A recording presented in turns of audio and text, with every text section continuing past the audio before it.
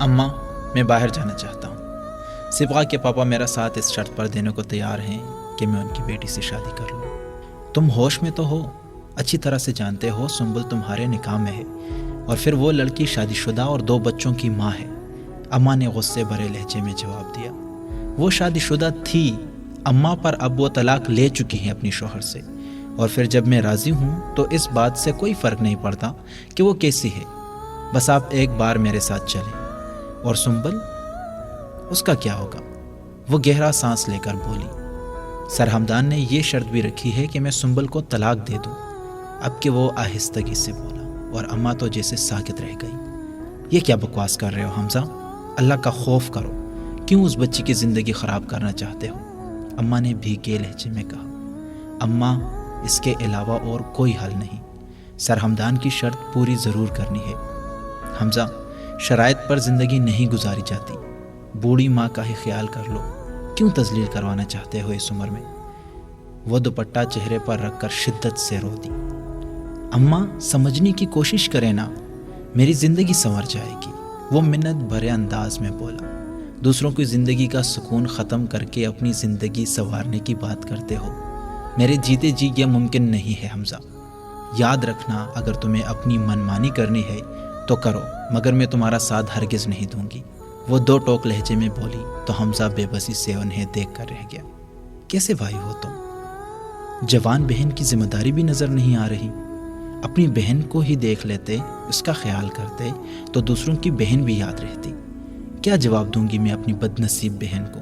میں تمہیں کبھی معاف نہیں کروں گی، میں مر بھی جاؤں تو میرا منہ دیکھنے مت آنا۔ آنسو بوڑھی آنکھوں سے رواں تھے، وہ نظریں جھکانے پر مجبور ہو گیا، مگر وہ بھی بے بس تھا۔ امریکہ جیسے ملک میں بسنا اس کا 9 عمری کا خواب اور جنون تھا، اور اس کے لیے وہ کچھ بھی کر سکتا تھا۔ اگر اس کی شادی صبغہ سے ہو جاتی تو یہ خواب تعبیر پا جاتا۔ اماں، شمائلہ اب بھی میری ذمہ داری ہے، اور آپ دونوں کو بے یار و مددگار تو چھوڑ کر نہیں جاؤں گا۔ سر ہمدان نے کہا ہے وہ… بس کر حمزہ۔ کیا سر ہمدان؟ سر ہمدان کی رٹ لگا رکھی ہے، ان بڑے لوگوں سے اچھی طرح واقف ہوں میں۔ عزت نفس تمہاری ختم ہوئی ہے، میری نہیں۔ ابھی میری ان بوڑھی ہڈیوں میں اتنا دم ہے کہ جوان بیٹی کی ذمہ داری اٹھا سکوں۔ اس سے پہلے کہ وہ اپنی بات مکمل کرتا، وہ ترشی سے گویا ہوئی۔ کچھ مت کہو اور یہاں سے چلے جاؤ، اس سے پہلے کہ میرے دل سے کوئی آہ نکلے۔ وہ اپنا رخ موڑ گئی تھی، اور حمزہ چپ چاپ گھر کی دہلیز پار کر گیا تھا۔ اندر کمرے کے دروازے کے پیچھے کھڑی شمائلہ حرف بحرف دونوں ماں بیٹے کے درمیان ہونے والی گفتگو سن چکی تھی۔ اپنی سسکیوں کا گلا گھونٹے وہ منہ پر ہاتھ رکھے بہت شدت سے روتی۔ ہاں بھائی حمزہ، کیا سوچا پھر تم نے؟ سوچنے کے لیے کچھ دنوں کا وقت لے کر گیا تھا، فیصلہ تو وہ پہلے ہی کر چکا تھا، پر اچانک جواب نہ دے سکا۔ ایک طرف ماں اور بہن تھی تو دوسری طرف شاندار مستقبل۔ ان سب میں وہ اس لڑکی کو بھول چکا تھا جو اس سے بہت خاص رشتے میں جڑی تھی۔ اماں کو تو منا ہی لوں گا، آخر اکلوتے بیٹے سے کب تک خفا رہ سکتی ہے؟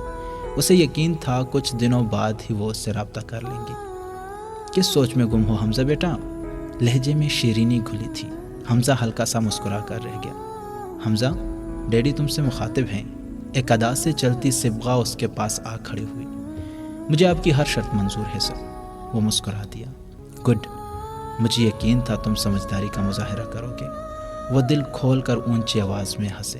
اور خبردار جو مجھے سر کہا تو اب صبغہ کی طرح تم بھی مجھے ڈیڈی کہو۔ اماں سخت خفا ہے مجھ سے، کوئی بھی بات سننے کو تیار نہیں ہے، وہ سر جھکا کر بولا۔ اٹس اوکے مائی سن، آپ کی والدہ محترمہ آخر کب تک خفا رہ سکیں گی؟ وقتی غصہ ہے ابھی، جب اترے گا تو پھر سب کچھ ٹھیک ہو جائے گا۔ سر ہمدان نے اسے دلاسا دیا تو اس نے اس بات میں سر ہلا دیا۔ باقی سب کچھ تم دونوں مل کر ڈیسائیڈ کر لو، مجھے بس اپنی بیٹی کی خوشی عزیز ہے۔ وہ محبت سے صبغہ کی طرف دیکھنے لگے جس کے چہرے پر مسکراہٹ سجی ہوئی تھی۔ صبغہ ان کی اکلوتی بیٹی تھی، انہوں نے آج تک اس کی کوئی خواہش رد نہیں کی تھی۔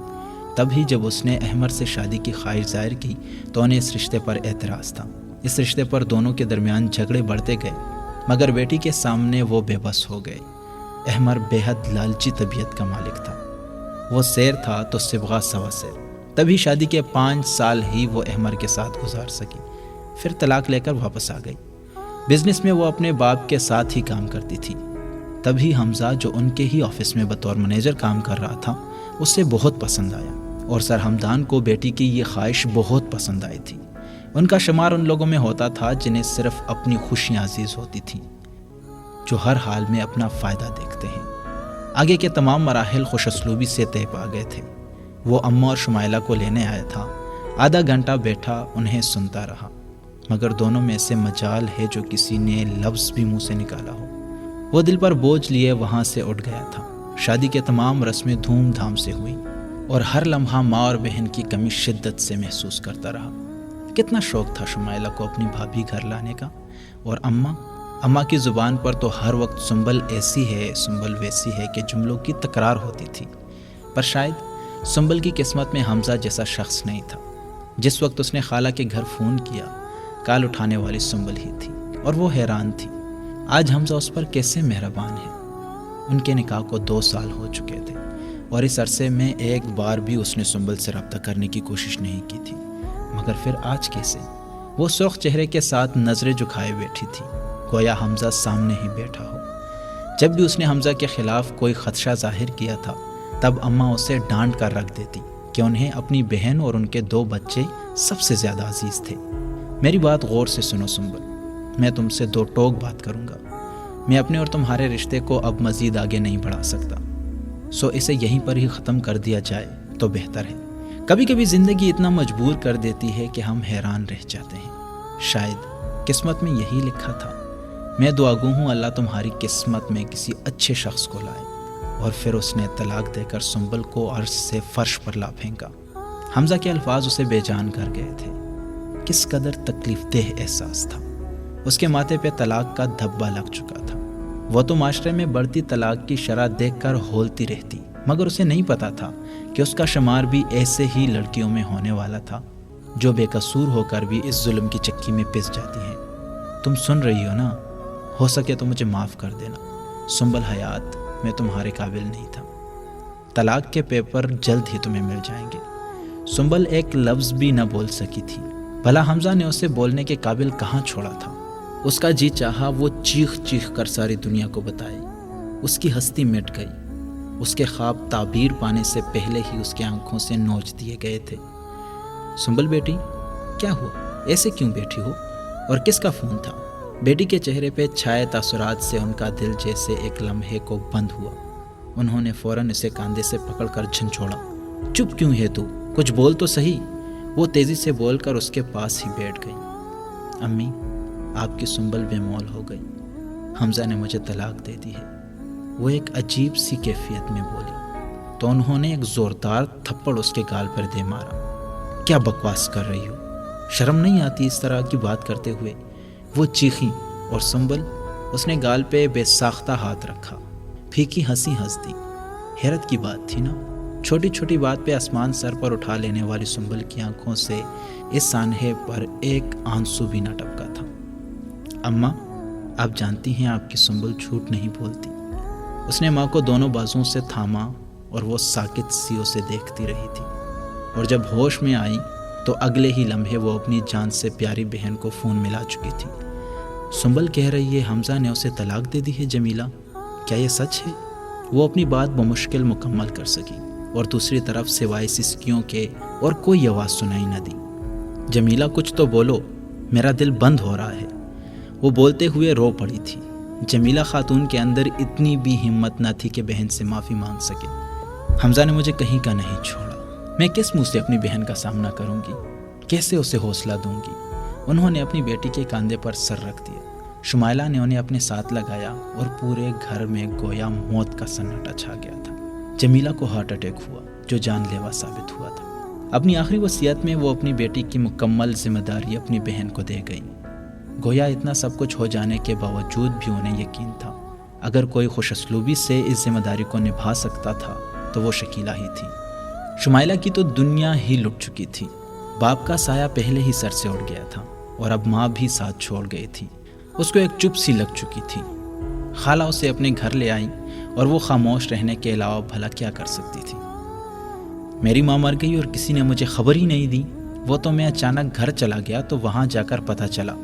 وہ اس وقت خالہ کے ڈرائنگ روم میں بیٹھا اونچی آواز میں بول رہا تھا۔ ساتھ والی صوفے پر ٹانگ جمائے شہر کے جانے مانے مشہور و معروف بزنس مین حمدان آفندی کی ایک لوتی بیٹی یعنی حمزہ جاوید کی بیوی صبغہ آفندی ایک ادا سے بیٹھی تھی اور مغرور انداز میں اس سادہ سے گھر کو دیکھ رہی تھی۔ ماں تھی وہ تمہاری، تمہیں چاہیے تھا اس کی خیر خبر رکھتے، ہمارا تم سے کوئی واسطہ نہیں، پھر رابطہ کیوں کرتے؟ شکیلہ بیگم سنجیدہ انداز اپنائے ہوئے تھی۔ اچھا، اگر آپ کی بیٹی سے شادی کر لیتا تو ہر واسطہ اسی سے ہوتا؟ صبغہ کا لہجہ طنزیہ تھا اور آواز میں ترشی گھلی ہوئی تھی۔ بی بی تم تو چپ ہی رہو تو بہتر ہے۔ اور ہاں حمزہ صاحب، یہ شریفوں کا گھر ہے، ہم ہر ایرے غیرے کو اپنے گھر میں نہیں بٹھا سکتے، آپ سمجھدار ہو، اس لیے مہربانی ہوگی تشریف لے جائیں۔ خالہ کی بات اسے حیرت میں مبتلا کر گئی تھی۔ میں اپنی بہن کو لینے آیا ہوں، اسے بلائیں، پھر میں بھی یہاں سے چلا جاؤں گا۔ جواباً وہ کچھ دیر کی خاموشی کے بعد بولا، کون سی بہن لڑکے؟ یہاں تمہاری کوئی بہن نہیں رہتی، اور ہاں آئندہ یہاں مت آنا۔ وہ اٹھ کھڑی ہوئی، یہ واضح اشارہ تھا یہاں سے چلے جانے کا۔ شمائلہ یہاں آؤ، میں تمہیں لینے آیا ہوں، وہ اٹھتے ہوئے اونچی آواز میں بولا۔ اندر بیٹھی شمائلہ تک اس کی آواز آسانی سے پہنچ گئی تھی۔ وہ تیزی سے اٹھ کر جانے لگی۔ دروازے کے قریب ٹھہری سنبل کو ایک نظر دیکھا اور تیزی سے باہر نکل گئی۔ جب وہ ڈرائنگ روم میں آئی تو حمزہ لپک کر اس کی طرف آیا۔ شیمو، اماں ہمیں چھوڑ گئی؟ بہن کو دیکھ کر اس کا دل بھر آیا۔ وہیں رک جاؤ، میرے پاس آنے کی کوشش مت کرنا، میرا کسی سے کوئی تعلق نہیں ہے۔ وہ حمزہ کی آنکھوں میں آنکھیں ڈال کر اسے ہاتھ سے وہیں روکنے کا اشارہ کر گئی اور پھر خالہ کی طرف متوجہ ہوئی۔ خالہ اماں، اس سے کہیے دوبارہ یہاں آنے کی کوشش مت کرے، ورنہ مجھ سے برا کوئی نہ ہوگا۔ شمائلہ، بھائی ہوں میں تمہارا، وہ گھٹی گھٹی آواز میں چلایا۔ کون سا بھائی؟ میرا بھائی تو اسی دن مر گیا تھا جس دن اس نے ایک معصوم لڑکی کے ماتھے پر طلاق کا دھبا لگایا۔ وہ تو اسی دن مر گیا تھا جس دن اس نے ماں کو نظریں جھکانے پر مجبور کر دیا تھا کہ وہ اپنی بہن سے نظریں بھی نہ ملا سکے، اور تب ہی ہمیشہ کے لیے اپنی آنکھیں بند کر گئیں۔ آپ کی وجہ سے میری ماں مجھے چھوڑ گئی، اب بھی آپ میرے بھائی ہونے کا دعویٰ کرتے ہیں؟ مجھے نہیں چاہیے ایسا بھائی جو دوسروں کی زندگی برباد کر کے اپنے لیے خوشیاں حاصل کرے۔ چلے جائیں یہاں سے، مت مجبور کریں کہ آپ کی کوئی عزت افزائی کی جائے۔ حمزہ کے پاس تو کہنے کے لیے کچھ بچا ہی نہیں تھا۔ دیکھو بی بی، تم یوں میرے شوہر کی بے عزتی نہیں کر سکتی، زبان سنبھال کر بات کرو۔ خاموش بیٹھی صبغہ بلاخر بول پڑی۔ بے عزتی ان کی؟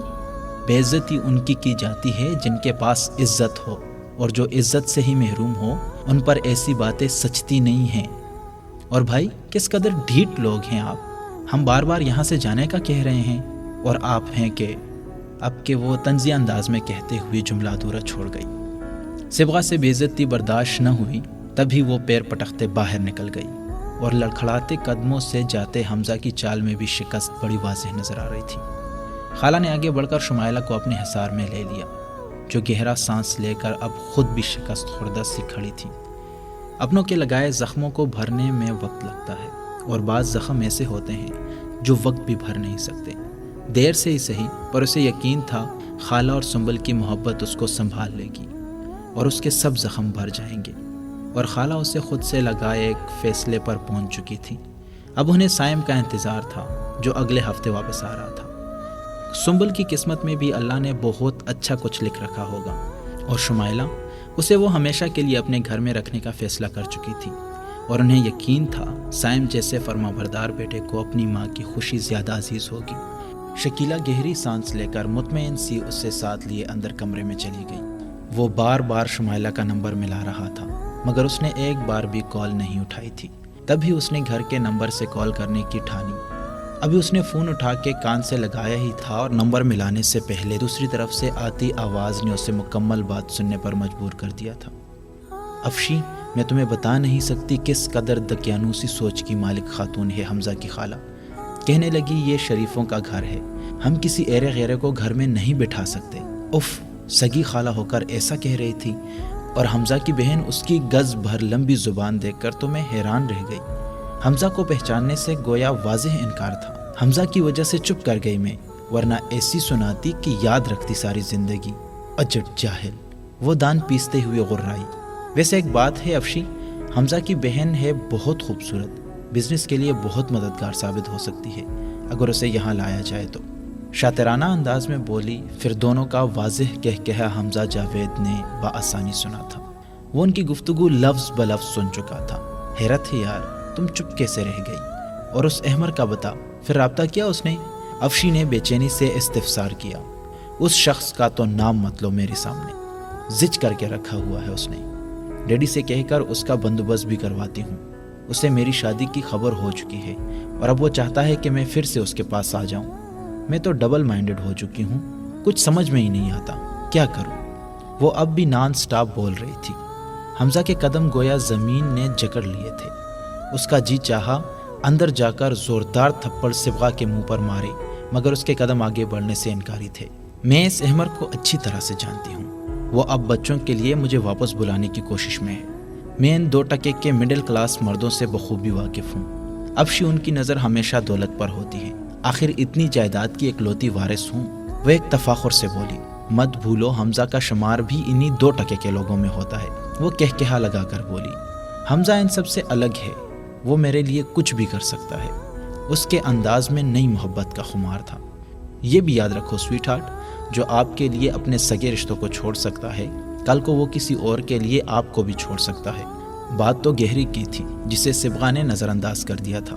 چھوڑو یار، بات کی بعد میں دیکھی جائے گی، فی الحال تو میں بہت خوش ہوں۔ ویسے بھی ایسے لوگ ہوتے ہیں نا، حمزہ جیسے، یہ بہت مخلص ہم سفر ثابت ہوتے ہیں۔ وہ میرے ساتھ رہے گا اور میں کبھی اسے اس کی اوقات نہیں بھولنے دوں گی۔ وہ دونوں دوستیں اب کوئی نیا موضوع شروع کر چکی تھی اور حمزہ جاوید کو اس لمحے ہونے والے خسارے کا احساس شدت سے ہوا تھا۔